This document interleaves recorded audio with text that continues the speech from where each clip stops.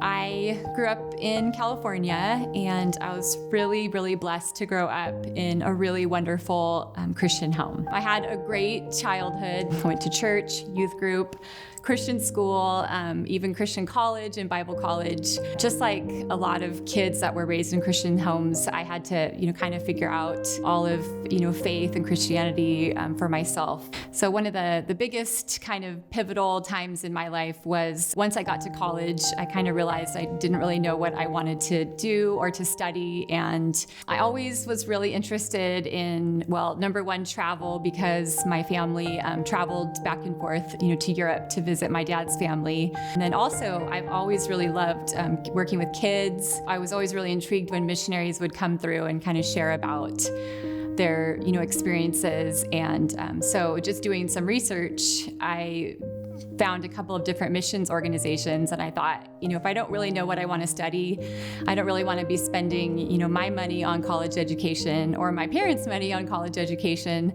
So I found this organization, YWAM, and they had these mercy ships, which are these big ships that sail around to different parts of the world. With my parents' support, I signed up to go to Africa. We were in Western Africa in the country of Togo. That 6-month time was super life-changing for me. Just kind of came back with just sort of a fresh, vision and purpose of just wanting to kind of serve the Lord with my life. So while I was on the ship, one of my leaders, she told me about a Bible college that she really loved, called Calvary Chapel Bible College. And I just knew right away in my heart that was what I wanted to do. While I was at the first year of Bible college, I heard about one of the extension campuses was in Austria, in Europe.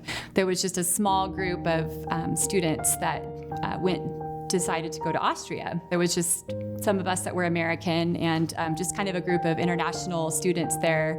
And one other fellow American happened to be a guy named Doell from Oregon. And we became very good friends. And of course, during our time there, we fell in love. But it's important to note that the campus in Austria is at a castle. So it's a castle that you take Bible college classes in on a lake in the Alps in Austria. So it was a pretty, romantic place to find, to fall in love. And Matt and I are really thankful for our love story and the experiences that we were able to have. We went on outreaches together, to Romania, Hungary, Slovenia, had a lot of really amazing times serving the Lord in Austria. So we got married in Oregon. We had our first little one in 2004. Matt was going to SOU, so our daughter was born just a few months before he graduated from SOU.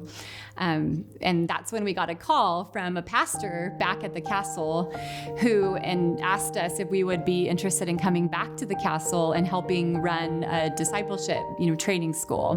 We took kind of a leap of faith and flew and moved our little family with our 6-month-old little girl and moved to Austria for a few years. We were there for about 3 years, and our middle son was born in Austria, so I got to experience a birth in a European, hospital. So that was pretty exciting. So we were in Austria for a few years, came back to Oregon, and then our third little guy was born right here in Ashland.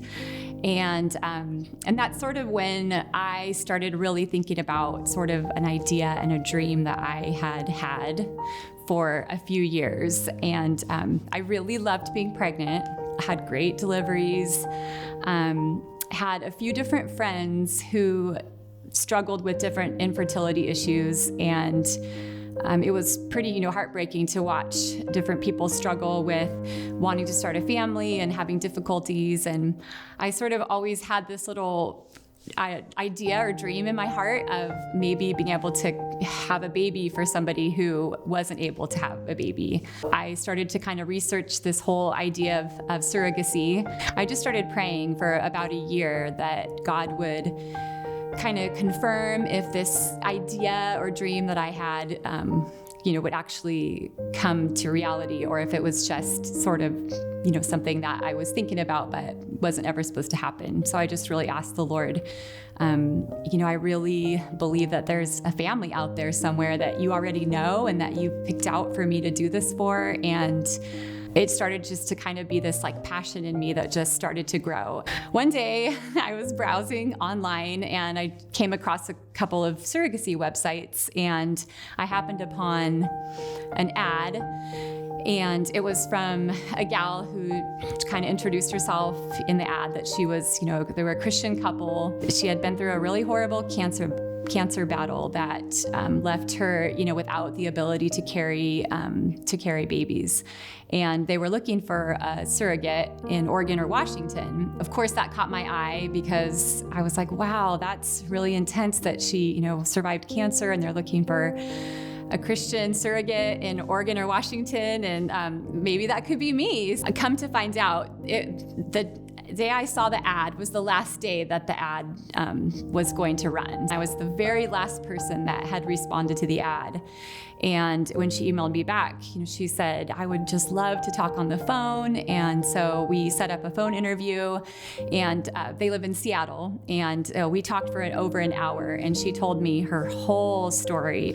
And I remember after I got off the phone that night, I just said to Matt when we were falling asleep, I just said, I know Paul and Maria are the couple I'm supposed to do this for. It's just, I don't know how I know, and I don't know if they are feeling the same way. I hope they're going to sleep tonight feeling the same way, but in my heart, I know that they're the people that I'm meant to do this for. When she wrote me back, she said, oh yeah, Paul and I have talked about it, and if you would consider moving forward, we would love to meet you, and it sounds like you're just the person that we've been hoping and praying for. So that was pretty amazing. I never doubted the whole time. It was like the Lord gave me such a peace that this was exactly what was supposed to happen. And the Lord brought us together miraculously from Seattle to Medford, this amazing couple we would never have known, except that God, caused our paths to connect in this way. So from just the first time that we got together and had lunch together, we just all knew this is going to be really, really neat experience. They decided to transfer two healthy little embryos that they had, and Matt said right at the beginning, oh, I know you're going to get pregnant with twins for them. And he just felt in his heart like it's going to be a boy and a girl. So it did end up being a boy and a girl. It was my fourth pregnancy. So I started to go into some early labor that I had to be put on bed rest for. I just remember I didn't feel afraid when I was in the hospital. I just felt like God's going to be with us, and he's going to have his hand on these babies, and they're going to be here safe and sound. Matt was able to take a leave of absence from work to help take care of the kids while I was on bed rest, and those babies made it here safe and sound. It was just an amazing delivery with, actually had both Paul and Maria next to me. They were both holding my hands. It was literally everything I ever dreamt that it ever could be and more. So it was astounding to see the joy on their faces. And I remember Matt and I just looked at each other and just said, God is so good. He's so good. He's so faithful. And they have this amazing life ahead with the most wonderful parents. And our families became very close. So we visited them at 6 months. In fact, Matt, they have our names in their names. So one of Hawken, the little boy's middle names is Matt, and one of Helena's middle names is Anika. And we got to go up and do a little dedication ceremony. Matt got to pray, over them when they were 6 months old. So they're 10 now, but we still, we're still really, really close with each other. After I had the twins, so Matt and I had talked about that I had 3 babies. I gave birth to these twins. We were like, that was amazing. Get back to regular life. I had some recovering to do after I had the babies, and off we went, just back to our, raising kids and back to my job.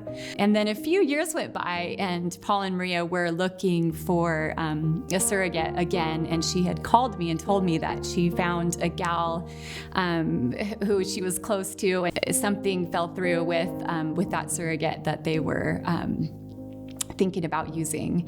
And was not going to do it again. And in my heart, I was just going to be the cheerleader. After I told Matt that they were thinking about having another baby, he could see probably just right into my heart.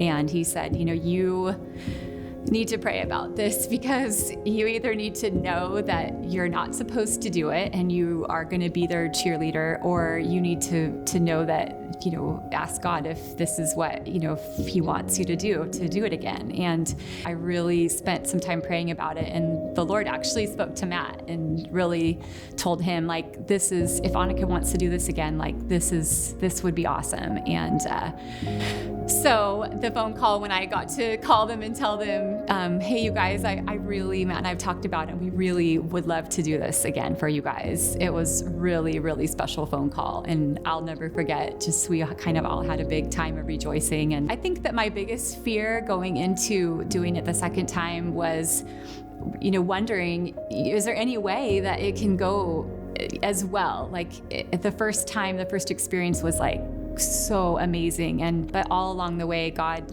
gave so many reassurances that, like, I just have to trust in him, and that he's faithful and good, and everything really did go so amazing. So we just transferred one little precious little girl, and the pregnancy went awesome. And when the day she was born, the doctor asked Maria if she would like to deliver her little girl. So she got to put on the gloves and the gown, and just be right there for when her little girl was born. She got to be the one to actually catch her and hold her for the first time. So yeah, they named her little girl Anika, which was just an amazing, unexpected part of the story. That night that I had her, I had double blessing, double joy, double everything, just to experience all of that all over again for them. And I just feel so honored and so blessed and so humbled that I got to be part of their story. So for me, it just was so much joy. I just encourage people out there that if you have something like a dream or a desire, a passion for something, is to just give it to the Lord and ask him, how that could become a reality, because when he places desires in our heart, he has his ways of causing everything to fall into place and to be above and beyond what we ever could imagine or think. It's so exciting when I see people out there in all different ways, taking a step of faith like that, and just to know that it's not us that's going to put it together. It's going to be the Lord, and he can make just so many incredible things happen that we could just never have ever imagined, because that's the kind of God that he is. I'm Anika Doell, and this is my story.